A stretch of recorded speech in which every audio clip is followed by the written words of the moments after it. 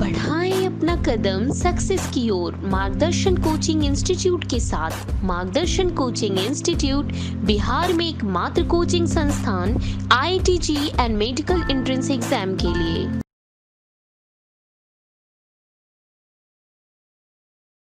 Cycle, ठीक है। Nutrient cycle का मतलब क्या होता है? एक टर्म आता है जिसको हम लोग कहते हैं स्टैंडिंग स्टेट। एक तो जो है वो तो आपको याद होगा स्टैंडिंग क्रॉप के बारे में। स्टैंडिंग क्रॉप क्या करता था? स्टैंडिंग क्रॉप का मतलब क्या होता था? स्टैंडिंग क्रॉप का मतलब था कि अमाउंट ऑफ ऑर्गेनिक मैटर, है ना, at a particular per unit area at a particular time at a particular trophic level. किसी भी ट्रॉफिक लेवल पे में जितना अमाउंट ऑफ ऑर्गेनिक मैटर रहता है किसी खास टाइम पे पर यूनिट एरिया, उसी को स्टैंडिंग क्रॉप कहते थे। बायोमास और बायो नंबर के फॉर्म में जिसको मेजर किया जाता था। और अगर मान लीजिए कि कोई भी जैसे इकोसिस्टम है, ठीक है, और उसमें जो सॉइल है, वहाँ जो सॉइल जो रहेगी उसमें कितना amount of nitrogen, phosphorus, calcium, carbon है सॉइल में, उसी को कहते हैं स्टैंडिंग स्टेट। ठीक है। अब ये देखो, ये जो स्टैंडिंग स्टेट है वो अगर आप देखेंगे ये सीजन टू सीजन और आप कह लीजिए कि इकोसिस्टम टू इकोसिस्टम ये वैरी करता है। इकोसिस्टम टू इकोसिस्टम या एरिया टू एरिया या सीजनल बेसिस पे, ठीक है, इकोसिस्टम के बेसिस पे और सीजनल बेसिस पे वैरी करता है। आप देखेंगे जैसे दो तरह का जो है वो, अच्छा, कभी भी जो स्टैंडिंग स्टेट है या अमाउंट ऑफ न्यूट्रिएंट है वो कभी भी किसी भी इकोसिस्टम से लॉस नहीं होता है। ठीक है, बस होता यह है कि लॉस नहीं होता है, cycle recycle again and again, मतलब एक कंपोनेंट्स ऑफ इकोसिस्टम से दूसरे कंपोनेंट में वो कन्वर्ट करता है, ट्रांसफर होता है। इसी ट्रांसफर ऑफ न्यूट्रिएंट्स को हम लोग in a ecosystem from one component to its another component, इसी को हम लोग कहते हैं न्यूट्रिएंट साइकिल। इसको हम लोग क्या बोलते हैं? न्यूट्रिएंट साइकिल कहेंगे। ठीक है। तो अगर आप देखते हैं न्यूट्रिएंट साइकिल में, जैसे सबसे पहले स्टैंडिंग स्टेट, ठीक है, देखिए सबसे पहले क्या हो सकता है? स्टैंडिंग स्टेट होगा। स्टैंडिंग स्टेट में अगर आप देखेंगे, ठीक है, स्टैंडिंग है the amount of the amount of nutrients, the amounts of nutrients present in the soil। Nutrient का मतलब जैसे आप देख सकते हैं, जैसे नाइट्रोजन, या ऐसे लिखते हैं nitrogen, carbon, calcium, phosphorus, etc etc।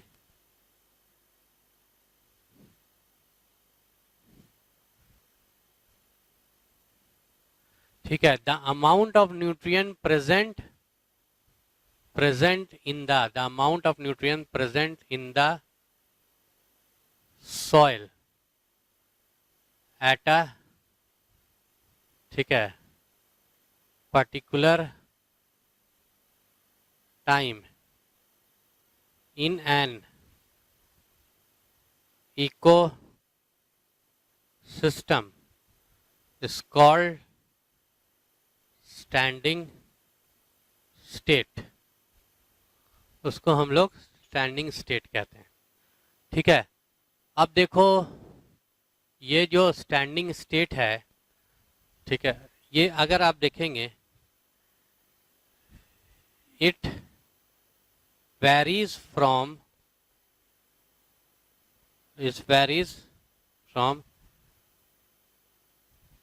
ecosystem to ecosystem and on seasonal basis। ठीक है। amount of nutrients are never lost from the amount of nutrients are never lost from the soil, ठीक है, या फिर फ्रॉम द सॉइल नहीं, from the किसी भी ecosystem से, from the ecosystem, from an ecosystem,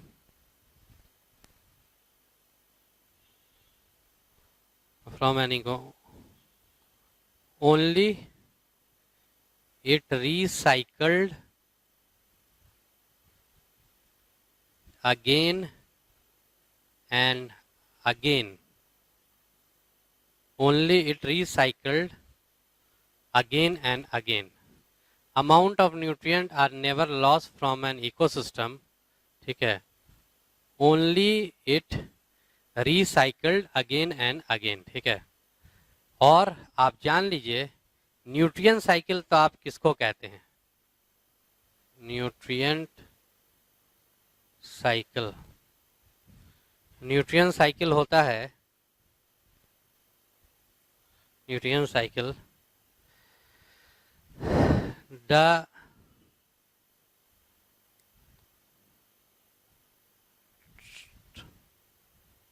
transfer और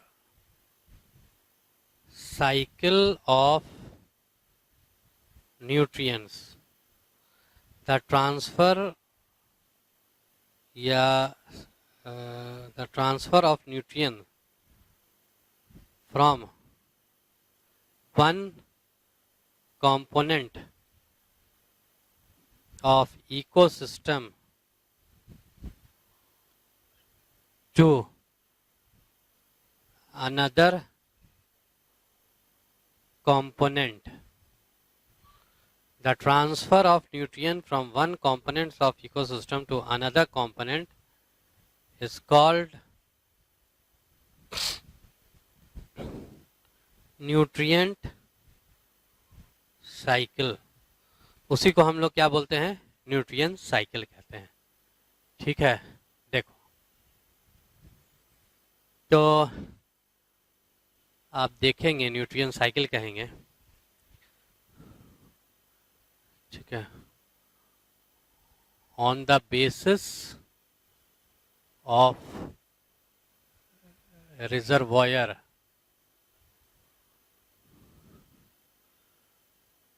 टू टाइप्स ऑफ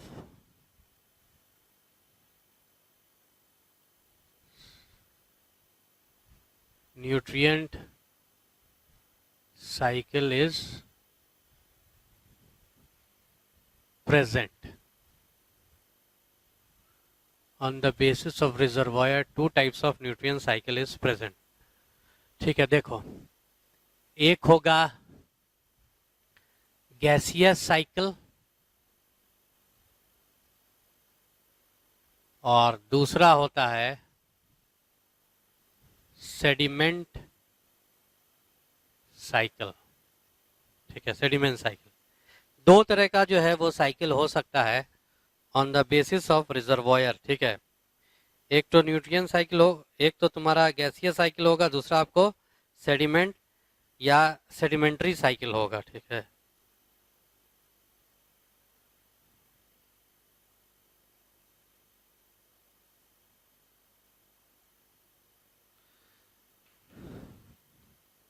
ठीक है, sedimentary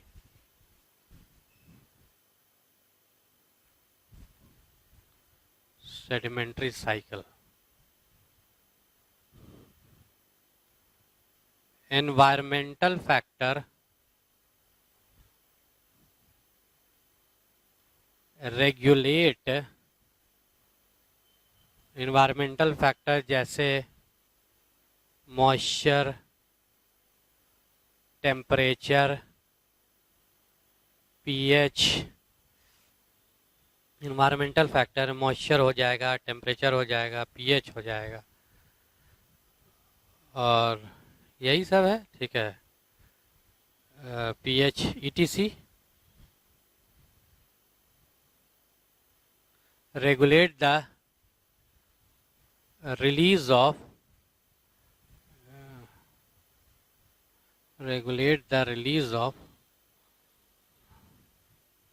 nutrients into the atmosphere।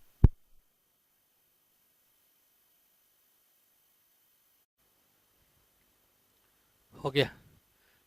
देखो क्या है कि सॉइल में, पहले इधर देखो, सॉइल है, ये एटमॉस्फेयर है, एटमॉस्फेयर ये, ठीक है, ये सॉइल में। सॉइल तो आप जानते ही हैं, रॉक से वेदर होकर के बनता है, ब्रेक होकर के बनता है। तो किसी भी टाइम में जितना amount of nutrients, nitrogen, calcium, phosphorus, ठीक है, नाइट्रोजन, ठीक है, वो हो जाएगा, कैल्शियम हो जाएगा, कैल्शियम, फास्फोरस, जितना amount of phosphorus, calcium, nitrogen, carbon और भी दूसरे न्यूट्रिएंट सॉइल में प्रेजेंट रहते हैं किसी भी इकोसिस्टम में, उसी को आप क्या कहते हैं, उस न्यूट्रिएंट का स्टैंडिंग स्टेट कहते हैं। उस न्यूट्रिएंट का क्या कहते हैं आप, स्टैंडिंग स्टेट कहते हैं, ठीक है। तो अब जैसे देखिए, अच्छा ये जो है it varies from ecosystem to ecosystem and on seasonal basis. देखो इधर देखो, जैसे डेजर्ट इकोसिस्टम, देखिए डेजर्ट इकोसिस्टम में सिर्फ सैंडी सैंड रहता है, ठीक है, पेड़ तो बहुत कम रहता है, जानवर भी बहुत कम रहते हैं। तो कार्बन मेनली जो रहेगा डेजर्ट इकोसिस्टम में, कार्बन जो रहेगा, जैसे कार्बन का स्टैंडिंग स्टेट देखेंगे तो मेजरली वो कहाँ पर ज्यादा रहेगा, वो रहेगा कहाँ पर ज्यादा कार्बन, वो तुमको सैंड में जो पोर्स होते हैं कार्बन डाइऑक्साइड के फॉर्म में, गैस के फॉर्म में, वो कार्बन जो है ज्यादा रहेगा। वही अगर आप देखते हैं, ठीक है, वही अगर आप देखते हैं कि जैसे फॉरेस्ट इकोसिस्टम में देखोगे, फॉरेस्ट इकोसिस्टम में, ठीक है, तो फॉरेस्ट इकोसिस्टम में अगर आप देखिएगा, और यहाँ पर और क्या हो सकता है, ठीक है, CO2 भी जो है यहाँ पर ही प्रेजेंट रहेगा। अभी फॉरेस्ट इकोसिस्टम में देखेंगे तो कार्बन जो है वो सॉइल में कम रहेगा, ठीक है। क्यों सॉइल में कार्बन कम रहेगा, इसलिए क्योंकि ज्यादातर कार्बन जो है, क्योंकि फॉरेस्ट इकोसिस्टम में खास करके ट्रॉपिकल रेन फॉरेस्ट, वहां पे वेजिटेशन और मतलब हैबिटेट, ये जो है आप कह लीजिए ऑर्गेनिज्म स्पीशीज जो है वो काफी ज्यादा रहता है, स्पीशीज जो है काफी ज्यादा रहेगा। अच्छा एक चीज हमने तुमको और बताया होगा कि इकोलॉजिकल सक्सेशन में, इकोलॉजिकल सक्सेशन जैसे जैसे आगे बढ़ता है, जैसा देख लीजिएगा, डाइवर्सिटी ऑफ स्पीशीज, ठीक है, डाइवर्सिटी ऑफ, ठीक है, और amount of biomass increases, number and types of species and organisms increases। देखो जैसे से सक्सेशन आगे बढ़ता जाएगा, सक्सेशन की बात करें, पुराना एनसीईआरटी की लाइन है ये, जैसे जैसे सक्सेशन आगे बढ़ता चला जाएगा तो आगे की तरफ, तो डाइवर्सिटी, ठीक है, ऑर्गेनिज्म में जो डाइवर्सिटी होती है, डिफरेंसेस होता है, स्पीशीज में जो डाइवर्सिटी होती है वो बढ़ता जाएगा, ठीक है। पहले जो रहेगा, ठीक है, पहले जो सेरल स्टेज रहेगा उसमें नंबर ऑफ स्पीशीज जो है, number of types of organism कम रहेंगे। जैसे जैसे आगे जब बढ़ते जाएंगे उसी जगह पे वहां पर ऐसी कम्युनिटी आती चली जाएगी जिसमें स्पीशीज का डाइवर्सिटी ज्यादा रहेगी। एक चीज, अमाउंट ऑफ बायोमास भी बढ़ता चला जाएगा, ठीक है। पहले जो सेरल स्टेज रहेगा उसमें बायोमास अगर देखेंगे, जो भी ऑर्गेनिज्म होंगे बायोमास जो देखेंगे वो दूसरे के कंपैरेटिवली कम रहेगा। इसमें जो बायोमास रहेगा वो तीसरे के ये वाला जितने ही इसमें जो ऑर्गेनिज्म रहेंगे उसमें जो बायोमास रहेगा इसमें जो है क्या रहेगा, कम रहेगा। बायोमास जो है वो क्या होता चला जाता है, इंक्रीज करता चला जाता है। And number of types of species and organism, ठीक है, number of types of species and organism ये भी क्या होता चला जाएगा, बढ़ता चला जाएगा, ठीक है। जितना ज्यादा number and types of species and organism क्या होता चला जाएगा, बढ़ता चला जाएगा, ठीक है।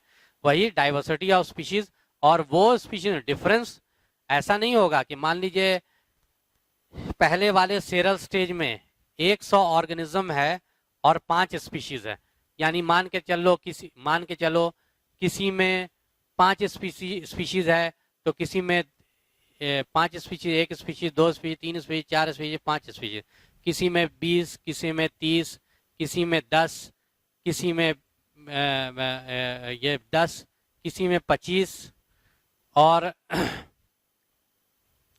किसी में 25, किसी में 15, तो टोटल कितना हो गिनो तो टोटल 100 हो गया। ठीक है, 100 ऑर्गेनिज्म है, 5 स्पीशीज है और 100 ऑर्गेनिज्म है। तो जो नेक्स्ट जो सेरल स्टेज आएगा उसमें नंबर तो बढ़ेगा, स्पीशीज का नंबर जो है यही वाली स्पीशीज नहीं होगी, कोई दूसरी भी हो सकती है, 5, 6, 7, 8, 9, ठीक है, 10, ये तो बढ़ेगा, लेकिन ये मत समझिएगा ये 100 ही होगा, ये 100 से भी ज्यादा बढ़ जाएगा हर इसमें स्पीशीज में। तो इसमें जो है 25 हो जाएगा, 30, 40, 50, सब में नंबर ऑफ ऑर्गेनिज्म भी क्या होता चला जाएगा, ये बढ़ता चला जाएगा। ठीक है, वो तो बढ़ेगा, मतलब नंबर ऑफ स्पीशीज तो बढ़ेगा, साथ साथ डाइवर्सिटी भी तो बढ़ेगी और उसमें ऑर्गेनिज्म भी क्या होते जाएंगे, बढ़ते चले जाएंगे। ठीक है, खैर हम बता रहे थे तुमको। तो आप देखेंगे इकोसिस्टम जैसे ट्रॉपिकल रेन फॉरेस्ट है, तो ट्रॉपिकल रेन फॉरेस्ट का ज्यादातर कार्बन डाइऑक्साइड जो होगा, ज्यादातर कार्बन जो होगा वो ऑर्गेनिज्म के बायोमास में रहेगा, ऑर्गेनिज्म के बायोमास में रहेगा, सॉइल में क्या रहेगा, कम रहेगा। तो ये देखिएगा अलग अलग इकोसिस्टम में जो स्टैंडिंग स्टेट है डिफरेंट न्यूट्रिएंट्स का, वो चेंज करता हुआ चला जाएगा, ये चेंज करता चला जाएगा, ये चेंज करता चला जाएगा, वो चेंज करते हुए चला जाएगा। उसके बाद फिर अगर आप देखते हैं और क्या हो सकता है, ठीक है, और जो है न्यूट्रिएंट पर्टिकुलर टाइम इन अ, ठीक है पर्टिकुलर टाइम, ठीक है, in an it very and on seasonal basis पे भी वेरी करेगा। एग्जाम्पल जैसे ट्रॉपिकल रेन फॉरेस्ट का एग्जाम्पल देख लो। ठीक है, तो जैसे स्प्रिंग सीजन आएगा तो बहुत सारे पेड़ हो जाते हैं, पेड़ का साइज भी बड़ा हो जाता है, बहुत पत्ता भी आ जाता है, तो एटमॉस्फेयर में जितना कार्बन डाइऑक्साइड होगा स्प्रिंग सीजन में वो सारा कार्बन डाइऑक्साइड प्लांट के बायोमास में, ज्यादा से ज्यादा कार्बन डाइऑक्साइड प्लांट के बायोमास में कन्वर्ट कर जाएगा, या कार्बन जो सॉइल में होगा वो ज्यादा से ज्यादा प्लांट के बायोमास में कन्वर्ट कर जाएगा। किसमें, स्प्रिंग सीजन में, जिसमें हरियाली जो है, या स्प्रिंग सीजन में कीड़े मकोड़े, फूड ज्यादा हो जाता है, प्लांट्स वेजिटेशन ज्यादा हो जाता है, तो सारा कार्बन जो है वो बायोमास में ट्रैप हो जाएगा, सॉइल में कम हो जाएगा। वही अगर ऑटम सीजन में अगर आप देखेंगे तो सारा पेड़ का पत्ता वत्ता गिर जाएगा, वेजिटेशन कम हो जाए, बहुत सारे जानवर मर जाएंगे, कीड़े मकोड़े मर जाएंगे, वो सारा जो बायोमास में कार्बन फंसा हुआ था वो ब्रेक हो करके सॉइल में मिल जाएगा। किसमें मिल जाएगा, सॉइल में मिल जाएगा, ब्रेक हो करके। तो यही हो गया, देखिए सॉइल में ब्रेक होकर सॉइल में मिल जाएगा, तो वही लिखा हुआ है, it varies from ecosystem to ecosystem and on seasonal basis. Seasonal basis पे भी ये क्या कर सकता है, ये वेरी कर सकता है, सीजनल बेसिस पे भी ये क्या हो जाएगा, वेरी करेगा, एंड ऑन सीजनल बेसिस। ठीक है, amount of nutrient are never loss. हाँ, आपको पहले बोला कोई भी न्यूट्रिएंट है किसी भी इकोसिस्टम में वो लॉस नहीं होता है, हमेशा इसमें फिक्स रहता है, बस साइकिल अगेन एंड अगेन। ठीक है, जैसे अभी आपने देखा था स्प्रिंग सीजन में, ज्यादा से ज्यादा स्प्रिंग सीजन में क्या हुआ था, ज्यादा से ज्यादा न्यूट्रिएंट्स जो प्लांट के बायोमास में, एनिमल के बायोमास में कन्वर्ट हो गया था, और बाद में जो है वो ही कार्बन जो है वो ऑटम सीजन में जो है वो किस में कन्वर्ट कर गया, आपको कार्बन डाइऑक्साइड में कन्वर्ट कर गया, सॉइल के कार्बन में कन्वर्ट कर गया। तो ये जो है ना, ये अगर देखेंगे ये इकोसिस्टम के एक कंपोनेंट से दूसरे कंपोनेंट्स में ट्रांसफर होता रहता है। ठीक है, जैसे देखो, ठीक है, हमने सांस लिया, तो सांस अगर लिया तो क्या ऑक्सीजन ले लिया, और जब सांस छोड़ा तो कार्बन डाइऑक्साइड जो है वो एटमॉस्फेयर में बढ़ गया। एक कंपोनेंट्स ऑफ इकोसिस्टम से, बायोटिक कंपोनेंट, दूसरे कंपोनेंट ऑफ इकोसिस्टम में ये न्यूट्रिएंट ट्रांसफर होता है। ठीक है, ट्रांसफर यानी साइकिल अगेन एंड अगेन होता है। इसी को आप क्या बोलते हैं, साइकिल अगेन अगेन, इसी को आप कहते हैं that is amount of nutrient are never, ठीक है, लॉस नहीं होगा ecosystem, only it recycled again and again. Nutrient cycle, the transfer of nutrient from one component to one components of ecosystem to another components of ecosystem is nutrient cycle. उसी को हम लोग क्या बोलते हैं, न्यूट्रिएंट साइकिल जो है वो हम लोग कहते हैं. Nutrient transfer cycle of nutrients one components of ecosystem, ठीक है. और यही ट्रांसफर को एक कंपोनेंट्स ऑफ इकोसिस्टम दूसरे कंपोनेंट में, इसको हम लोग न्यूट्रिएंट साइकिल कहते हैं. उसके बाद फिर अगर आप देखते हैं on the basis of reservoir of two types, ठीक है, रिजर्वॉयर से. अब सवाल यह है कि रिजर्वॉयर के बेसिस, रिजर्वॉयर मतलब जहां पर ये न्यूट्रिएंट रहते हैं उनके बेसिस पे, जहां पे मेजर फॉर्म ऑफ न्यूट्रिएंट जो है उनके बेसिस पे दो तरह का जो है वो न्यूट्रिएंट साइकिल, एक गैसियस साइकिल होगा, दूसरा सेडिमेंट्री साइकिल होगा. गैसियस साइकिल में देखो, ठीक है, major reservoir of nutrients are, ठीक है, क्या, major reservoir nutrients are is air या एटमॉस्फेयर. एग्जाम्पल जैसे देख लीजिए, एग्जाम्पल में देखिएगा, जैसे, ठीक है, एग्जाम्पल में अगर आप देखते हैं तो, रुको एक सेकेंड,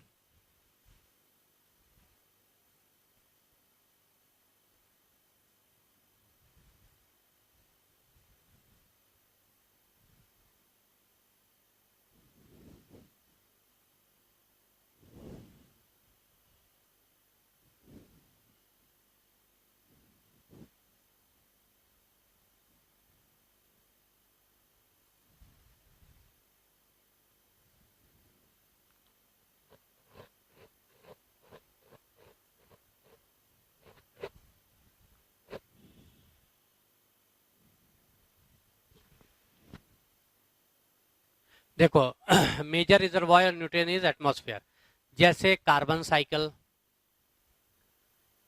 नाइट्रोजन साइकिल, ठीक है, नाइट्रोजन साइकिल. देखो मेजर रिजर्वॉयर जो होगा, जैसे कार्बन साइकिल का, जो कार्बन साइकिल जो होगी जाहिर है हर जगह, सॉइल में भी होगी, बायोमास में भी होगी, एटमॉस्फेयर में भी होगी कार्बन डाइऑक्साइड के फॉर्म में. लेकिन जो मेजर रिजर्वॉयर होगा उसका कहां पर होगा, वो एटमॉस्फेयर में होगा, गैसियस फॉर्म में रहेगा. एटमॉस्फेयर में रहेगा तो कैसे रहेगा, गैसियस फॉर्म में रहेगा. सॉइल से कहीं ज्यादा जो है वो एटमॉस्फेयर में रहता है, गैसियस फॉर्म में रहता है.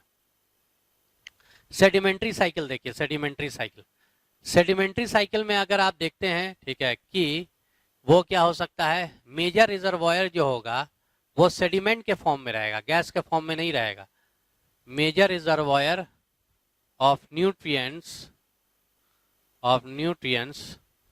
ठीक है, ठीक है, क्या हो सकता है, सॉइल हो जाएगा. क्या हो जाएगा, सॉइल. ठीक है, major reservoir nutrient soil. For example, ठीक है, जैसे फॉस्फोरस साइकिल और फॉस्फोरस साइकिल हो सकता है. फिर अगर आप देखेंगे calcium cycle, phosphorus cycle and calcium cycle. ठीक है, अब देखते हैं environmental factor regulate the release of moisture. ठीक है, इन्वायरमेंटल फैक्टर जैसे मॉइस्चर, टेम्परेचर, पीएच, सॉइल. अब क्या होता है, सॉइल से एटमॉस्फेयर, एटमॉस्फेयर से सॉइल, ये तो साइकिल अगेन एंड अगेन. तो वो डिपेंड करता है कि कितना अमाउंट ऑफ, ठीक है, सॉइल से कितना वो जो न्यूट्रिएंट्स है, कितना अमाउंट जो है वो एटमॉस्फेयर में जा रहा है, रिलीज हो रहा है, वो डिपेंड करेगा इन्वायरमेंटल फैक्टर पे, सॉइल पे, पीएच पे, टेम्परेचर पे, मॉइस्चर पे. ठीक है, तो ये सब चीज पे डिपेंड करेगा. टेम्परेचर ज्यादा रहेगा तो ज्यादा सॉइल से जो है वो कहाँ चला जाएगा, एटमॉस्फेयर में जाएगा. ठीक है, तो वो टेम्परेचर, मॉइस्चर, पीएच, सॉइल, ये सब पे क्या होगा, वो डिपेंड करेगा. रेगुलेट द रिलीज ऑफ, ठीक है, क्या, moisture, temperature, pH and soil. ठीक है, ये यही हो सकता है, न्यूट्रिएंट इनटू एटमॉस्फेयर. अच्छा, ये एक बैलेंस में होना चाहिए, जितना एटमॉस्फेयर में जाए उतना ही एटमॉस्फेयर से फिर से सॉइल में हो जाए. अगर मान लीजिए इम्बैलेंस होता है, मान लो कि जैसे इम्बैलेंस हो जाता है, मान लीजिए कि हम लोग कार्बन का एग्जांपल लेते हैं, हम लोग जैसे बहुत ज्यादा ऑर्गेनिक मैटर को, फॉसिल फ्यूल्स को, फॉरेस्ट फायर है, या फिर वुड है, कंबशन है, ठीक है, कंबशन बहुत ज्यादा हम लोग जो है fossil fuel, organic matter, would, ये सबको काफी ज्यादा जलाने लगे। तो जलाने अगर लगेंगे तो क्या होगा, वो जो आपके सॉइल में, ठीक है, या बायोमास में जो कार्बन है वो बहुत ज्यादा जो है वो कहाँ चला जाएगा, एटमॉस्फेयर में चला जाएगा कार्बन डाइऑक्साइड के फॉर्म में। तो एटमॉस्फेयर में कार्बन डाइऑक्साइड बढ़ जाएगा। तो बैलेंस होना चाहिए, ठीक है, सारा। तो सॉइल से, ठीक है, सॉइल से ज्यादा अगर जलाइएगा तो क्या होगा, CO2 जो है एटमॉस्फेयर में बढ़ जाएगा। सॉइल से सारा जो है वो प्लांट जो है वो CO2 ले लेगा और सॉइल में CO2 की कमी हो जाएगी। तो इम्बैलेंस अगर होगा इफ्लक्स में एंड इनफ्लक्स में, ठीक है, इसके वजह से अगर इम्बैलेंस होता है तो रिजर्वॉयर में न्यूट्रिएंट की कमी हो सकती है। रिजर्वॉयर में डेफिसिट ऑफ न्यूट्रिएंट, डेफिसिट कमी जो होगी due the reservoir meets with the deficit, ठीक है। न्यूट्रिएंट्स जो रिजर्वॉयर, जो भी रिजर्वॉयर होगा, कार्बन कैल्शियम फास्फोरस केस में सॉइल, और तुम्हारा कार्बन और नाइट्रोजन के केस में गैसियस, इसमें जो भी आपको रिजर्वॉयर होगा, ठीक है, उसमें इसकी कमी हो सकती है अगर इम्बैलेंस होता है तब। इम्बैलेंस, ये हो गया तुम्हारा क्या, कार्बन साइकिल, ये हो जाएगा तुम्हारा क्या, न्यूट्रिएंट साइकिल, नाइट्रोजन साइकिल। और जैसे कि एग्जाम्पल अगर आप देखेंगे, carbon cycle, nitrogen cycle, phosphorus cycle, और भी हो सकती है। नाइट्रोजन साइकिल हम लोग यहाँ पर नहीं पढ़ेंगे, हम लोग यहाँ पे कार्बन साइकिल पढ़ेंगे और फॉस्फोरस साइकिल पढ़ेंगे, क्योंकि नाइट्रोजन साइकिल हम लोगों ने already nutrient mineral nutrition in class 11 plant physiology में पढ़ लिया है, हम ही ने आपको पढ़ाया था, ठीक है। तो अभी हम लोग देखते हैं कार्बन साइकिल। देखो, कार्बन साइकिल में अगर हम लोग देखते हैं कि ये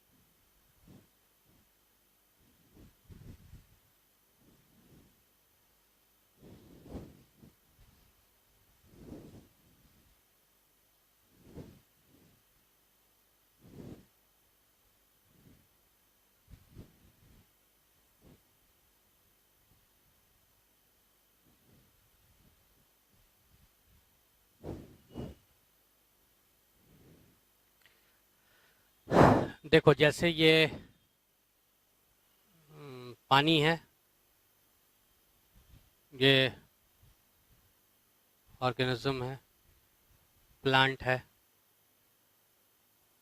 वॉल्केनिक इरप्शन हो रहा है, सब एक ही जगह पे हो रहा है। देखो, ऐसा होता नहीं है, हम करवा दिए हैं। देखो, अगर आप देखेंगे एटमॉस्फेयर में, ठीक है, कार्बन होगा तो 1% कार्बन जो होगा, 1% इन एटमॉस्फेयर, जितनी भी गैसेस है, CO2, मीथेन, नाइट्रोजन, उसमें कार्बन जो होगा, उसमें कार्बन एलिमेंट, एटमॉस्फेयर में जितनी भी गैसेस है उसमें कार्बन एलिमेंट कितना होगा, 1% होगा कार्बन एलिमेंट, ठीक है। जितनी भी गैसेस है उसमें सिर्फ CO2 के फॉर्म में कार्बन नहीं रहता एटमॉस्फेयर में, मीथेन के फॉर्म में भी रहता है, क्लोरोफ्लोरोकार्बन के फॉर्म में भी रहता है, लेकिन जो भी हो, जितना भी एटमॉस्फेयर में जो भी न्यूट्रिएंट्स है उसका 1% क्या होगा, कार्बन होगा, ठीक है। ओशन में अगर आप देखेंगे, ठीक है, 70% ऑफ द डिजॉल्व कार्बन, ठीक है, जो भी कार्बन डिजॉल्व है उसका अगर आप देखते हैं, ठीक है, जो भी कार्बन डिजॉल्व कर, जो भी कार्बन पानी में प्रेजेंट रहता है, ठीक है, पानी में जो भी प्रेजेंट रहेगा, ठीक है, उसका अगर आप देखते हैं तो वो 71%, ठीक है, 70, ये ओशन है, ओशन, 71% ऑफ डिजॉल्व कार्बन, ठीक है, 49% ऑफ ड्राई मैटर,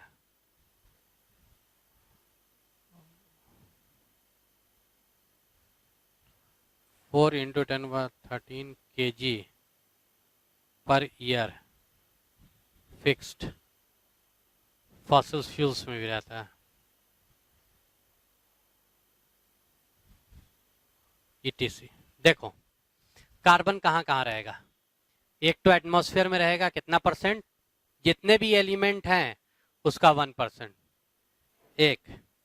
उसके बाद फिर देखो कि उसके बाद देखो दुनिया में, ठीक है, दुनिया में जहां जहां भी डिजॉल्व कार्बन है, रिवर्स में, लेक्स में, ओशन में, बाल्टी के पानी में, नाले के पानी में, जितना भी पानी में डिजॉल्व कार्बन है उसका 71% पूरे दुनिया का डिजॉल्व कार्बन कहां पर है, ओशन में। 71%, जितना डिजॉल्व कार्बन का 71% ओशन में। अच्छा, हमारे में देखेंगे कितना कार्बन है, ठीक है, हमारा अगर कोई भी ड्राई मैटर अगर आप लेते हैं, हमारा कोई भी ड्राई मैटर अगर आप लेते हैं, ड्राई मैटर, तो उसका ड्राई मैटर जो आप लेते हैं तो उसका 49% ड्राई मैटर का 49% जो होगा वो कहाँ होगा, 49% ऑफ ड्राई मैटर वो कहाँ पर होगा, जो हमारा जो भी ड्राई मैटर होगा उसका 49% कार्बन ही होगा, ठीक है। Carbon is 49% of dry matter, वो जो भी ड्राई मैटर होगा उसका 49% कार्बन होगा। फॉसिल फ्यूल्स में भी कार्बन होगा, फॉसिल फ्यूल में भी। अच्छा, फिर अगर आप देखते हैं कि देखो अब कार्बन जो है एटमॉस्फेयर से हटता कैसे है, सिर्फ एक तरीके से, फोटोसिंथेसिस। फोटोसिंथेसिस में क्या होता है बताओ तो, फोटोसिंथेसिस में एटमॉस्फेयर का कार्बन जो है वो फिक्स कर दिया जाता है, ठीक है, मतलब एटमॉस्फेयर के कार्बन को ग्लूकोज के फॉर्म में फोटोसिंथेसिस से ग्रीन प्लांट या फोटोसिंथेटिक बैक्टीरिया बहुत कम है वो, ग्रीन प्लांट जो है वो फोटोसिंथेसिस से एटमॉस्फेयर के कार्बन को वो फिक्स करता है। जानते हो हर साल कितना कार्बन फिक्स करता है, 4 × 10⁻13 kg, 4 × 10⁻13 kg कार्बन को हर साल प्लांट फिक्स कर देता है, दैट इज ग्लूकोज में कन्वर्ट कर देता है, ग्लूकोज के बाद किसी और बायोमास में। तो फोटोसिंथेसिस से टोटल कार्बन कितना फिक्स होता है, वो होता है 4 × 10⁻13 kg पर ईयर फिक्स्ड, ठीक। उसके बाद अब देखो फिक्स्ड हो जाएगा। अब देखेंगे हम लोग जैसे, ठीक है, ये हो गया, यहां पर देखिए ये जो है, ठीक है, ये जो है वो आपका, अच्छा कार्बन फिर एटमॉस्फेयर में जाता कितना है, इनफ्लक्स, यस कार्बन है ना, हाँ, इनफ्लक्स और इफ्लक्स क्या होना चाहिए, बराबर होना चाहिए, ठीक है। तो रेस्पिरेशन से जाएगा ये, है ना, रेस्पिरेशन से जाएगा, इसके भी रेस्पिरेशन से जाएगा, वॉल्केनिक एक्टिविटी से भी जो है, ठीक है, वॉल्केनिक इरप्शन जो होगा, वॉल्केनिक एक्टिविटी, इससे भी जो है वो कार्बन निकलता है, वॉल्केनिक एक्टिविटी से, रेस्पिरेशन से, अच्छा ये सबसे भी जो है, रात में ये भी रेस्पिरेशन करेगा, कार्बन ही रिलीज करेगा, इससे हो सकता है। और अगर आप देखते हैं, ठीक है, या एक चीज और देखोगे कि बर्निंग ऑफ फॉसिल फ्यूल्स को जलाइए, लकड़ी जलाइए, ऑर्गेनिक मैटर जलाइए, लकड़ी भी तो लकड़ी भी तो वही है, burning of fossil fuels, organic matter, burning of fossil fuel, wood, organic matter, ठीक है। और अगर आप देखते हैं बर्निंग ऑफ फॉसिल फ्यूल और जो है वो, ठीक है, burning of fossil fuel, wood, organic matter. अच्छा, फिर अगर आप देखते हैं burning of fossil fuel, wood, organic matter, या फॉरेस्ट फायर, ईटीसी। इससे क्या होता है, release carbon to atmosphere, release carbon to atmosphere, atmosphere में कार्बन रिलीज करता है इन फॉर्म ऑफ, किसके फॉर्म में, कोई भी चीज, कार्बन की कोई भी चीज जलाइएगा तो CO2 बनेगा ना, CO2 के फॉर्म में ये रिलीज करेगा। ठीक है, ये हो गया। उसके बाद देखते हैं बर्निंग ऑफ वही फॉसिल फ्यूल, ठीक है, वो wood, organic matter, forest fire etcetera release carbon to atmosphere in form of CO2। ठीक है, या फिर some amount of carbon, some amount of carbon is lost to sediment,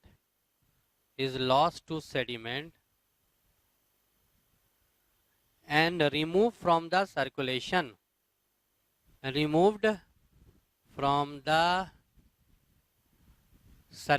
या कार्बन साइकिल,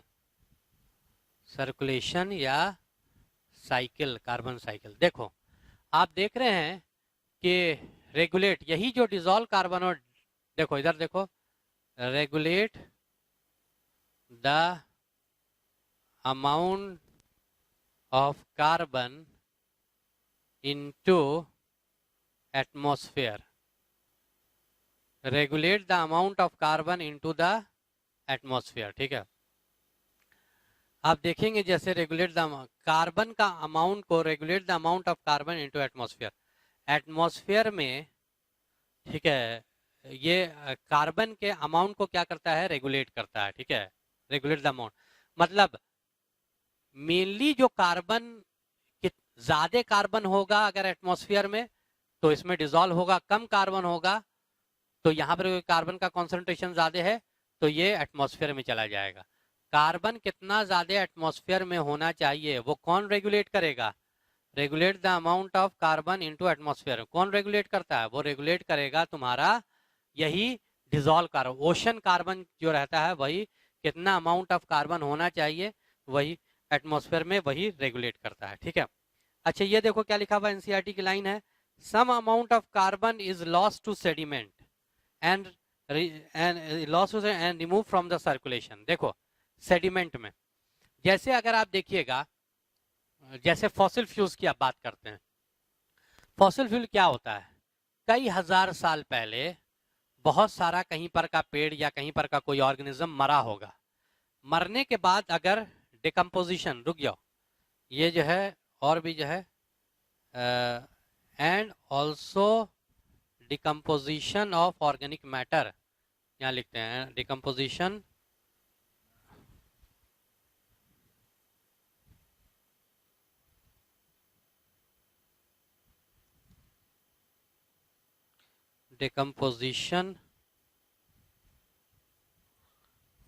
ऑर्गेनिक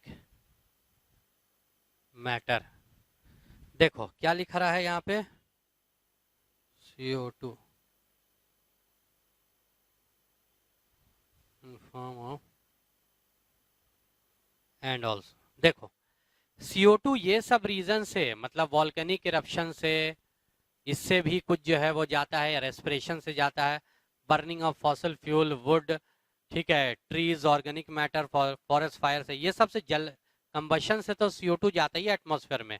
एक बहुत बड़ा पोर्शन, ठीक है, ऑर्गेनिक, ठीक है, बाई किसमें, डिकम्पोजर्स, बाई डिकम्पोजर्स, डिकम्पोजर से भी, जैसा बात समझना, ठीक है, डिकम्पोजर से भी बहुत अमाउंट ऑफ, ठीक है, डिकम्पोजर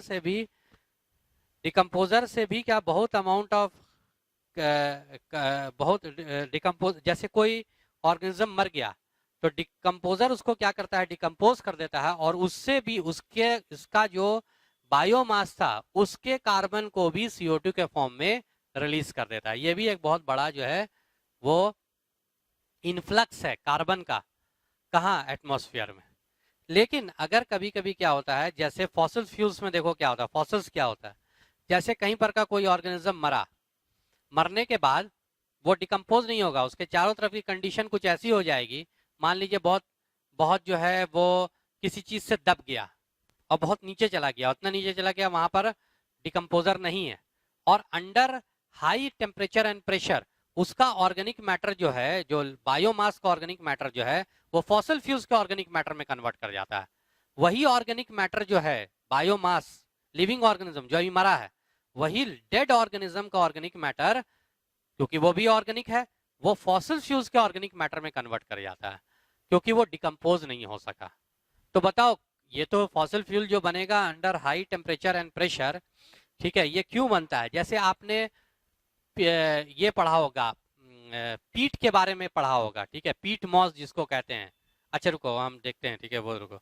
जैसे तुम्हारे ये जो तुमने देखा कि, तो अब क्या होता है कि फॉसिल्स जो दब गया तो कई हजार साल तक वो तो उसके अंदर का कार्बन वो तो दबा रहा, फिर तो वो तो सर्कुलेशन में आया नहीं, सेडिमेंट हो गया, या रॉक्स के फॉर्म में भी हो सका। रॉक के अंदर भी कार्बन अगर रहेगा और नीचे की तरफ अगर रॉक्स एकदम चला गया, वेदरिंग कई लाख साल तक नहीं हुई उसकी, तो ये जितना कार्बन जो है वो सेडिमेंट के फॉर्म में जो है वो लॉस्ट हो गया, मतलब कि सर्कुलेशन से रिमूव हो गया, सेडिमेंट के फॉर्म में लॉस हो गया, ठीक है, सम अमाउंट, ठीक है, कुछ अमाउंट ऑफ कार्बन, बहुत ज्यादा नहीं, हालांकि कार्बन तो बहुत ज्यादा है इसमें, तो ये भी जो है वो लॉस कर सकता है। ये भी एनसीईआरटी के ये जो है ये होता है, ठीक है। जैसे फिर जो है वही अगर आप देखेंगे, ठीक है, ये तो यही है तुम्हारा क्या, कार्बन साइकिल। कार्बन साइकिल हम लोग जो है वो इसी को कहते हैं। जैसे आप लोग याद करिए, एक बार जो है वो हम पढ़ा रहे थे आपको वो स्फैग्नम, जिसको पीट मॉस भी कहते हैं, तो वो फ्यूल बना, स्फैग्नम जो है एक फ्यूल बनाता है, फॉसिल फ्यूल, पीट। उसका रीजन क्या होता है, कई लाख साल पहले बहुत सारा स्फैग्नम कहीं पर दब गया होगा, और वहीं से हम लोग क्या निकालते हैं, और वो फ्यूल के फॉर्म में कन्वर्ट कर गया, और उसी से हम लोग वो फ्यूल निकालते हैं जिसको आप पीट कहते हैं, इसलिए स्फैग्नम को हम लोग पीट मॉस कहते हैं। 11th में पढ़ा था, ठीक है, प्लांट किंगडम में, ठीक है, तो ब्रायोफाइटा में। तो ये हो गया आपको क्या, कार्बन साइकिल। अब जरा सा हम लोग देखते हैं फॉस्फोरस साइकिल, देख लेते हैं फॉस्फोरस साइकिल। देखोगे जरा सा फॉस्फोरस साइकिल क्या होता है।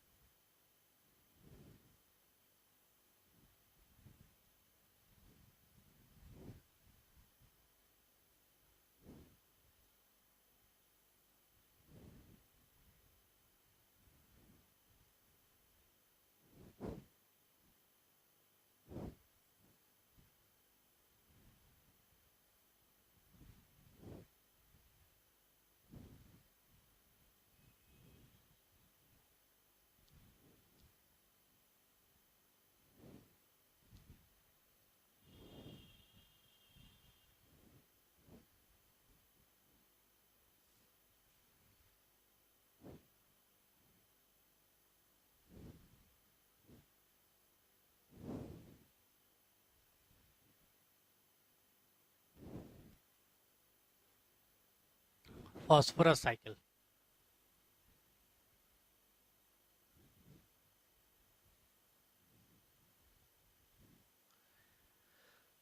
देखिए फॉस्फोरस साइकिल में अगर आप देखते हैं तो जैसे देखो, देखिए फॉस्फोरस जो है वो हमारे यहाँ बहुत सारे ऑर्गेनिज्म में बहुत मेनली सेडिमेंट्री साइकिल है। मेन रिजर्वॉयर जो होता है फॉस्फोरस का वो अर्थ क्रस्ट होता है।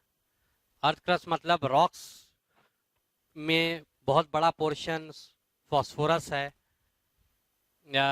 सॉइल में बहुत बड़ा पोर्शन फॉस्फोरस है, ठीक है, गैस में, या फिर ऑर्गेनिज्म भी एक तरह, ऑर्गेनिज्म में भी फॉस्फोरस है तो वो भी अर्थ क्रस्ट ही का हिस्सा है। गैस में तो गैस के फॉर्म में तो नहीं है, ठीक है, जैसे ये जो है सेडिमेंट्री साइकिल होती है। अच्छा, ऑर्गेनिजम्स में भी जो है सेडिमेंट्री साइकिल ऑर्गेनिजम्स ही प्रेजेंट रहेगा।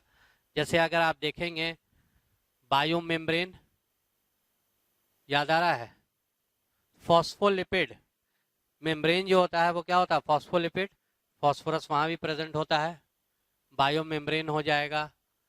उसके बाद अगर आप देखते हैं बायो मेम्ब्रेन के बाद फिर जो है वो तुम्हारा क्या हो सकता है, न्यूक्लिक एसिड, है ना, डीएनए में pentose sugar phosphate, pentose sugar phosphate, और तीसरा जो हो जाता है वो तुम्हारा क्या होता है, न्यूक्लिक एसिड, बायो मेम्ब्रेन में nucleic acid.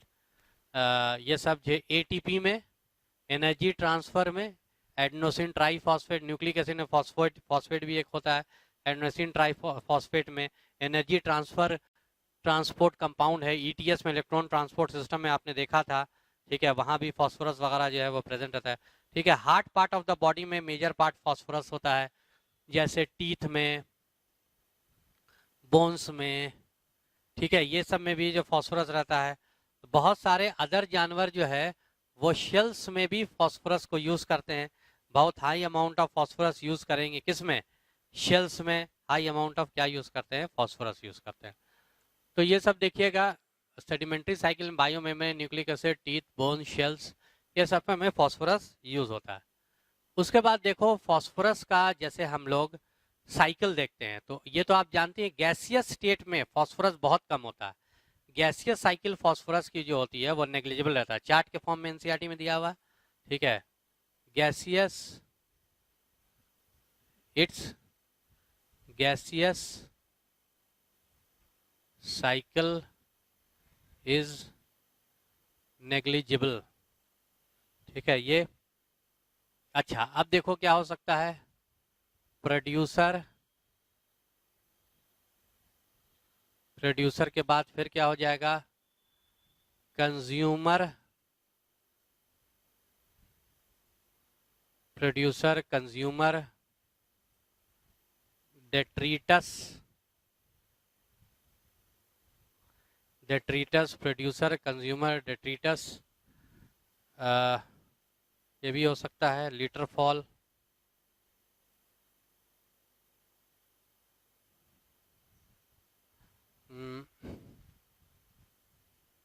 Soil solution,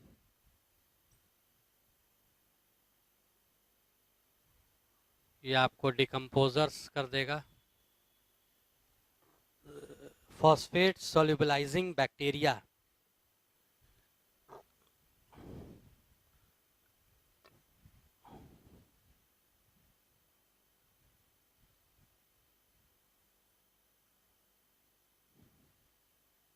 phosphate solubilising bacteria, rock minerals,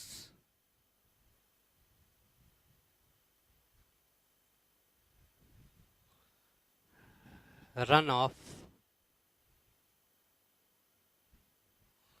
weathering,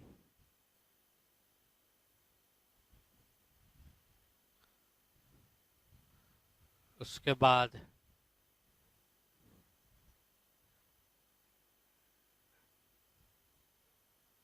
assimilation, absorption. देखो कैसे होगा, देखिए सबसे पहले सॉइल में फॉस्फोरस रहेगा डिसॉल्व स्टेट में, सॉल्यूशन के फॉर्म में बिल्कुल हो रहेगा। फॉस्फोरस क्या है, किस फॉर्म में प्रेजेंट रहेगा, फॉस्फोरस जो है वो तुम्हारा इनऑर्गेनिक मिनरल्स है, वाटर में सॉल्युबल रहेगा, तो सॉइल सॉल्यूशन के फॉर्म में प्रेजेंट रहेगा, ठीक है। अब ये सॉइल सॉल्यूशन, सॉइल में कोई भी मिनरल्स कहाँ से आता है, बड़ा बड़ा जो रॉक्स होता है उसकी वेदरिंग होती है, ब्रेक करता है, और ब्रेक करने के बाद इसमें सॉइल जो है वो क्या हो जाता है, वो आ जाता है, सॉइल आ जाता है। तो ये हो जाएगा तुम्हारा सॉइल आ जाएगा, यही हो जाएगा तुम्हारा क्या, रॉक मिनरल्स से, ठीक है, वेदरिंग होगी, रॉक्स के अंदर जो मिनरल्स होता है उसकी वेदरिंग होगी और सॉइल सोल्यूशन में कन्वर्ट कर जाएगा। कुछ पानी का बहाव जैसे आएगा, बारिश का पानी इसके अंदर के रॉक्स को बहा करके भी समंदर में ले जाएगा, उसको कहते हैं सरफेस रन ऑफ। हमने बता दिया है ट्रांसपोर्ट इन प्लांट्स में, आप पढ़िएगा जहां पर वाटर पढ़ा रहे थे वहां पे बताया था। सरफेस रन ऑफ या रन ऑफ क्या होता है, बारिश वारिश का पानी या कहीं से भी कोई नदी का पानी जो बहता हुआ पानी होगा वो बहा करके, ठीक है, सॉइल सोल्यूशन जो मिनरल्स होता है सॉइल का, बहा करके पानी अपने साथ लेकर के चला जाता है समुंदर में, ठीक है, रन ऑफ इसको कहेंगे। नहीं तो जो बच जाएगा उसको प्रोड्यूसर यानी कि प्लांट जो होगा उसको क्या करेगा, एब्जॉर्ब करेगा कि नहीं। अरे आपको याद है ना, मिनरल न्यूट्रिशन में हम लोगों ने पढ़ा था, ठीक है, फॉस्फेट आयन के फॉर्म में, dibasic phosphate ion, monobasic phosphate ion के फॉर्म में प्लांट फॉस्फोरस को एब्जॉर्ब कर लेता है। प्लांट फॉस्फोरस को क्या कर लेता है, एब्जॉर्ब कर लेता है, प्रोड्यूसर। अच्छा, प्रोड्यूसर को कौन खाएगा, कंज्यूमर खाएगा। तो ये इसके अंदर जो फॉस्फोरस है और भी सारी चीजें जाएंगी, साथ साथ बायोमास में जो फॉस्फोरस है वो कंज्यूमर में चला जाएगा। आज नहीं तो कंज्यूमर क्या होगा, डेथ होगा कि नहीं, इसकी डेथ डेथ हो जाएगा, मर जाएगा आज नहीं तो और ये किस में कन्वर्ट हो जाएगा, ये तुम्हारा डेट्रीटस में कन्वर्ट हो जाएगा। किस में कन्वर्ट कर जाएगा, डेट्रीटस में कन्वर्ट कर जाएगा। और डेट्रीटस में कन्वर्ट होने के बाद, ठीक है, फिर लिटर फॉल होगा। ठीक है, लिटर फॉल मतलब वही अच्छा हाँ, डेट्रीटस में सिर्फ क्या कंज्यूमर कन्वर्ट करेगा, अरे जो भी मरेगा, प्रोड्यूसर भी अगर डायरेक्टली अगर मर जाता है, लिटर फॉल अगर होता है मतलब वही कि मर जाएगा, तो डेट्रीटस में कन्वर्ट कर जाएगा। डेट्रीटस में, डेट्रीटस यानी मरा हुआ ऑर्गेनिज्म, चाहे प्रोड्यूसर कंज्यूमर, डिकम्पोजर्स उसको क्या करेंगे, फॉस्फेट सल्यूबिलाइजिंग बैक्टीरिया, डिकम्पोजर जो है, ठीक है, जैसे फॉस्फेट सल्यूबिलाइजिंग बैक्टीरिया, ठीक है, वो क्या करेगा, डेट्रीटस को कन्वर्ट कर देगा सॉइल सॉल्यूशन में, ठीक है ना। डेट्रीटस को वही सॉइल फॉस्फेट सॉइल सॉल्यूशन में कन्वर्ट कर देगा, इधर से ही मिलेगा, इधर से ही मिलेगा, ठीक है, और वो फिर सॉइल सॉल्यूशन को, वो यही है तुम्हारा क्या, फॉस्फोरस साइकिल। ठीक है, तो ये हो गया तुम्हारा क्या, फॉस्फोरस साइकिल। अब हम लोग, फॉस्फोरस साइकिल हो गया, कार्बन साइकिल हो गया, अब हम लोग सबसे लास्ट में पढ़ लेते हैं इकोसिस्टम सर्विसेज। क्या पढ़ लेंगे, इकोसिस्टम सर्विसेज।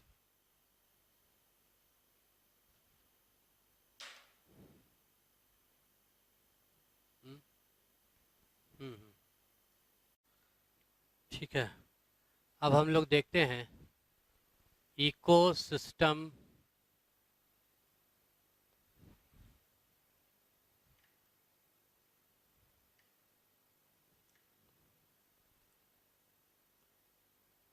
सर्विसेज,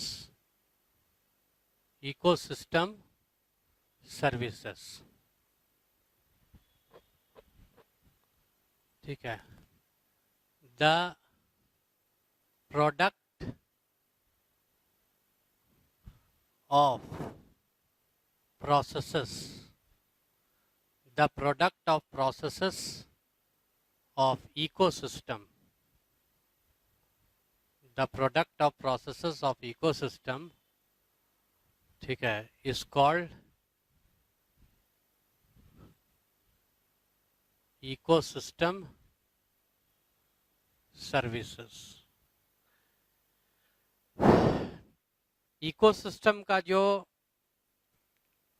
देखो प्रोसेस ऑफ इकोसिस्टम में बहुत सारा प्रोसेस चलता रहता है, उसका जो प्रोडक्ट आता है जिससे हमको फायदा होता है, इंसानों को और भी दूसरे जानवर को, ओवरऑल हमको ही फायदा होता है, तो उसी को आप क्या बोलते हैं, इकोसिस्टम सर्विसेज कहते हैं। जैसे अगर आप देखिएगा इकोसिस्टम से हमको बहुत ज़्यादा फायदा है, जैसे अ हेल्दी फॉरेस्ट, एक हेल्दी फॉरेस्ट जो होता है उससे हमको क्या क्या मिलता है हेल्दी फॉरेस्ट से। ठीक है, ये healthy forest purify air and water, air and water को क्या करेगा, ये प्यूरिफाई करेगा। ठीक है, तो एयर एंड वाटर को प्यूरिफाई करेगा, ठीक है, एक तो ये। दूसरा अगर आप देखेंगे, mitigate drought and flood. Mitigate का मतलब कम करना, ड्रॉट जहाँ पे फॉरेस्ट रहेगा कहीं पर वहाँ पे सूखा नहीं पड़ेगा। क्यों? क्योंकि फॉरेस्ट क्या करता है, पेड़ जब ज़्यादा रहेगा तो हमेशा ट्रांसपिरेशन करने लगेगा। ट्रांसपिरेशन करने से एटमॉस्फेयर में नमी आ जाती है, बादल बनेंगे, बादल बनने के बाद बारिश होगी, फिर वो बारिश से सॉइल में जाएगा और फिर सॉइल से फिर वो प्लांट उसको एब्जॉर्ब करेगा, फिर ट्रांसपिरेशन करेगा। यानी हमेशा एटमॉस्फेयर में और सॉइल में नमी यानी मॉइस्चर बरकरार रहेगा, तो कभी ड्रॉट नहीं आएगा वहाँ पे। फ्लड वहाँ पर कभी, जहाँ पर जो है वहाँ पर कभी भी जो है वो सैलाब नहीं आएगा, फ्लड नहीं आएगा। क्यों? क्योंकि सैलाब, देखो फ्लड क्या होता है, जैसे आप हिल्स पे जो है, पहाड़ पे आप सॉइल वेल को काट दीजिए तो इधर क्या रहता है, इधर शहर वेर रहता है, इधर शहर। तो पानी जो पहाड़ से जो आता है तो सॉइल नहीं रहेगा, तो एकदम मतलब कि फॉरेस्ट नहीं रहेगा, सीधे यहाँ के पानी भर जाएगा और वो शहर डूब जाएगा। बाढ़ जो है हमारे हमेशा हम लोग के यहाँ आती ही रहती है। अभी हैदराबाद में आई हुई है, अभी जो है बिहार में भी आई हुई थी। लेकिन अब अगर फॉरेस्ट अगर लगा देते हैं, यहाँ पे फॉरेस्ट अगर लगा दीजिएगा यहाँ पे हर जगह पे, तो क्या होगा, पानी की एक तो स्पीड कम हो जाएगी, बोलो है कि नहीं, धड़धड़ा करके नहीं आएगा। जब स्पीड कम हो जाएगी तो बहुत पानी को ये सॉइल ही एब्जॉर्ब कर लेगा, थोड़ा सा पानी यहाँ पे पहुंचेगा जो हम इसको यूज कर लेंगे, ठीक है। तो इससे क्या हो जाएगा, फ्लड भी जो है वो रुक जाता है। उसके बाद फिर सॉइल फॉर्मेशन, सॉइल का फॉर्मेशन भी करता है फॉरेस्ट, बिल्कुल। पेड़ रहेगा, पेड़ सॉइल की वेदरिंग कर देगा, वेदरिंग करने सॉइल का फॉर्मेशन हो जाएगा। Soil formation, nutrient cycle, nutrient जो रहता है उसकी ये रिसाइकलिंग भी करता है। तो purify air and water, mitigate drought and flood, soil का फॉर्मेशन करेगा, न्यूट्रिएंट साइकिल करेगा। और अगर आप देखते हैं न्यूट्रिएंट की साइकिलिंग भी करता है, अभी आपको बताया कार्बन साइकिल, फास्फोरस पेड़ वेड़ से, फोटोसिंथेसिस से ये सब होगा। उसके बाद अगर आप देखेंगे कि ये जो है हैबिटेट फॉर वाइल्ड लाइफ, ठीक है, ये वाइल्ड लाइफ का ये क्या होगा, हैबिटेट होगा। वाइल्ड लाइफ, बहुत सारे वाइल्ड लाइफ जो है वो फॉरेस्ट में रहते हैं, शेर रहता है, चीता रहता है, बहुत सारे वाइल्ड लाइफ फॉरेस्ट में रहते हैं। क्या अगर फॉरेस्ट नहीं रहेगा तो क्या हम इतने बड़े वाइल्ड लाइफ को जू में रख सकेंगे, कितना खर्चा हो जाएगा सोचो। हैबिटेट फॉर वाइल्ड लाइफ हो सकता है। और उसके अंदर में क्योंकि वाइल्ड लाइफ बहुत ज़्यादा है, इसलिए ये सारे तरह के जानवर को जिंदा रखेगा और डाइवर्सिटी को मेंटेन करेगा, मेंटेन्स डाइवर्सिटी, डाइवर्सिटी मेंटेन करेगा। Habitat for wildlife maintains diversity. और क्या हो सकता है, अगर आप देखते हैं habitat for wildlife and maintains diversity, ठीक है। उसके बाद अगर आप देखेंगे कि पॉलिनेट क्रॉप, ठीक है, पॉलिनेट क्रॉप कैसे, क्रॉप जो हम लोग लगाएंगे, बहुत सारे कीड़े वीड़े, चिड़िया उड़िया जो वाइल्ड स्पीशीज है वहाँ की, जो जंगलों में है, वहाँ से पॉलन ग्रेन लेकर के आएगी और ठीक है हमारे सॉइल को क्या करे, हमारे खेत को भी पॉलिनेशन करेगी, फायदा होगा उससे। पॉलिनेट क्रॉप ये हो सकता है। उसके बाद storage for carbon, storage for carbon, carbon का ये क्या हो सकता है, ये स्टोरेज करेगा, ठीक है। कार्बन का अगर आप देखेंगे तो ये स्टोरेज करता है, बिल्कुल किसके फॉर्म में, बायोमास के फॉर्म में, प्लांट के फॉर्म में, प्लांट बायोमास के, एनिमल बायोमास के फॉर्म में ये क्या करेगा, स्टोरेज करेगा। मेंटेन्स डाइवर्सिटी, पॉलिनेट का स्टोरेज फॉर कार्बन। और aesthetic cultural and spiritual values, aesthetic cultural and spiritual values, ठीक है। आप देखेंगे aesthetic cultural and spiritual values होगा, मतलब बहुत सारा लोग जो है तपस्या वगैरह करने के लिए फॉरेस्ट में जाते हैं, स्पिरिचुअल वैल्यूज है उसका। बहुत सारे ऐसी कम्युनिटी है जो फॉरेस्ट को जो है बहुत सारे फॉरेस्ट को बहुत होली मानती है, बहुत पवित्र मानती है। आप हम लोग आगे पढ़ेंगे उसके बारे में। तो ये सब जो है फॉरेस्ट का, सोच लीजिए एक हेल्दी फॉरेस्ट से इतना फायदा है, सिर्फ फॉरेस्ट से ये, और तब आपको इकोसिस्टम में जितने सर्विसेज जो चल रहे हैं, प्रोडक्ट जो चल रहे हैं, उससे ना जाने हमको कितना ज़्यादा फायदा होता होगा। ये हो गया। उसके बाद फिर अगर आप देखते हैं एक इकोसिस्टम सर्विसेज के बाद फिर अगर आप देखते हैं और क्या हो जाएगा, जैसे रुकोगे, हाँ, जैसे अब रॉबर्ट कॉन्स्टेंजा, ठीक है, एक बात है, Constanza and his colleagues. Robert Constanza एक ये थे, ठीक है, रॉबर्ट कॉन्स्टेंजा एक इकोलॉजिस्ट थे, और उनके कलीग लोगों ने इकोसिस्टम तो हमको सर्विसेज देता है, लेकिन कितने माल की सर्विसेज देता है, ठीक है, इसको कन्वर्ट करने की कोशिश किया। तो आया कि 33 ट्रिलियन डॉलर, ठीक है, 33 ट्रिलियन डॉलर क्या सर्विसेज देता है, ठीक है, यानी कि जितना एक इकोसिस्टम, ठीक है, ग्लोबल इकोसिस्टम, अर्थ पूरा अर्थ पे जितना इकोसिस्टम है, अगर उससे आप वैल्यू निकालिएगा ना, तो हमको कितने का वैल्यू, कितने का हमको फायदा मिलता है, या वो सर्विसेज अगर हम करेंगे, एक तो हमसे होगा नहीं, और अगर करते भी हैं मान लीजिए, तो हमारा खर्चा जो गिरेगा वो 33 ट्रिलियन डॉलर का क्या गिरेगा, खर्चा गिरेगा, 33 ट्रिलियन डॉलर का खर्चा गिरेगा, ठीक है, ये चीज। उसके बाद 33 ट्रिलियन डॉलर का जो है वो क्या गिरेगा, तो खर्चा गिरेगा, ठीक है, एक तो ये चीज हो जाएगा। उसके बाद देखो एक चीज और, अगर आप ये ऑलमोस्ट जो है, ऑलमोस्ट डबल, ठीक है, ऑलमोस्ट डबल, ठीक है, ग्लोबल जीएनपी, ठीक, ग्रॉस नेशनल प्रोडक्ट, कितना है जानते हैं आप, 18 ट्रिलियन डॉलर।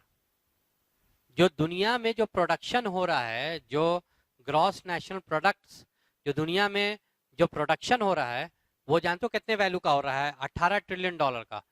ऑलमोस्ट जो है वो डबल का, पूरे वर्ल्ड में जितना जीएनपी है उसका डबल तो सिर्फ अकेले हमको इकोसिस्टम देता है, पूरे वर्ल्ड का, पूरे अर्थ का, लेकिन तभी भी हम उसको वैल्यू नहीं करते हैं।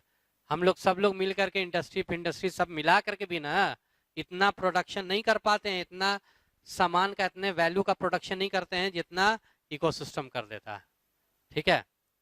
तो ये सब जो है 18 ट्रिलियन डॉलर का, जैसे कि अगर कुछ अगर पर्टिकुलर, ठीक है, percentage of total ecosystem services, total ecosystem services का क्या क्या परसेंटेज हो सकता है, जैसे अगर आप देखेंगे, पहला तो हो जाएगा वो, अगर आप देखते हैं फर्स्ट इज, पहला देखो क्या हो सकता है, तो जैसे सॉइल फॉर्मेशन, सॉइल फॉर्मेशन कितना परसेंट, 50%। सॉइल का जो पूरे दुनिया में जो फॉर्मेशन हो रहा है, ठीक है, तो 33 ट्रिलियन डॉलर का 50% कितना हो जाएगा, जैसे मान करके चलो 16.5 ट्रिलियन डॉलर, 16.5 ट्रिलियन डॉलर, ठीक है, सॉइल फॉर्मेशन में सॉइल फॉर्मेशन जो इकोसिस्टम सर्विसेज है, वो कितना का वैल्यू का है, वो 16.5 ट्रिलियन डॉलर का है, यानी 50% सॉइल फॉर्मेशन जो है का है, वो 50% सॉइल फॉर्मेशन, ठीक है। एक सेकंड अगर देखेंगे सॉइल फॉर्मेशन के बाद, सेकंड अगर आप देखते हैं तो क्या हो सकता है, जैसे अगर आप देखते हैं, जैसे रिक्रिएशन ये 10%, न्यूट्रिएंट साइकिल 10%, किसका 10%, of 33 trillion dollar, 33 trillion dollar का 10% है ये। न्यूट्रिएंट साइकिल चलती है ना, ठीक है, उसका वैल्यू कितना है, 33 का 10%। रिक्रिएशन जो होता है वही मिनरल्स का रिक्रिएशन वो भी 10%। फोर्थ में अगर आप देखेंगे क्लाइमेट रेगुलेशन, क्लाइमेट रेगुलेशन जो है वो कितना है 6%। क्लाइमेट जो रेगुलेट हो रहा है, कहीं का क्लाइमेट कंट्रोल हो रहा है, वो कितना है 6%, $33 ट्रिलियन का 6%। और habitat for wild life, habitat for wild life ये कितना है, ये भी 6%। हैबिटेट फॉर वाइल्ड लाइफ ये भी कितना हो जाएगा 6% हो जाएगा। तो ये हो गया आपको टोटल $33 ट्रिलियन का, ठीक है। वो ये सब जो इतना जो है वो जो आपके एनसीईआरटी में दिया हुआ, बस यही जो है यहाँ तक। अभी आपका इकोसिस्टम जो है वो क्या हो गया, ख़त्म हो गया। अब हम लोग पढ़ते हैं बायोडाइवर्सिटी एंड इट्स कंजर्वेशन।